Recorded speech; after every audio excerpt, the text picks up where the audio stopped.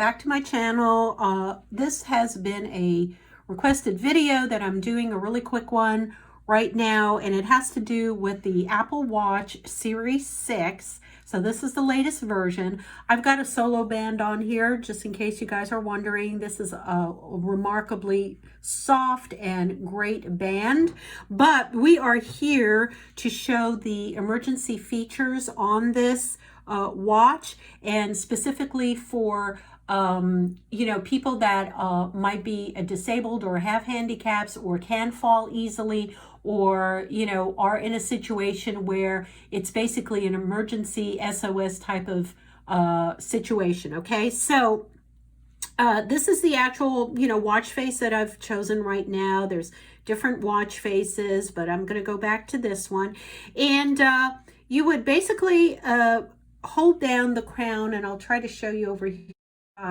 There's a button here, not the crown here, but this button. You would hold this down much like you would be powering off the Apple Watch. So you just hold it down, and it will have a haptic little twing on it, and then you'll get this screen over here. You have an emergency SOS button here. If you fall or anything happens, you would just basically slide that to the right. I don't want to do it right now. Hang on a second. Because that would call emergency services. The second thing that you have here is called a medical ID, and I will slide this over. I will have to take out some of my personal information, but if you can see, it'll say your name, it'll have your age, weight, things like that, height. It will be set up in everything that you need to put in as far as your medical condition is concerned, your immediate contacts, everything like that. And you basically have to give them access and authority to use this information. So God forbid, if anything happens and you are at a certain time, let's just say unconscious, or you cannot speak, or something's going on. Let me make sure this is in focus here. Something's going on. The personnel that show up, if you have this on your wrist, they would slide this over, and they could read all that information on who your next of kin is, who the contact is, your health information, everything like that.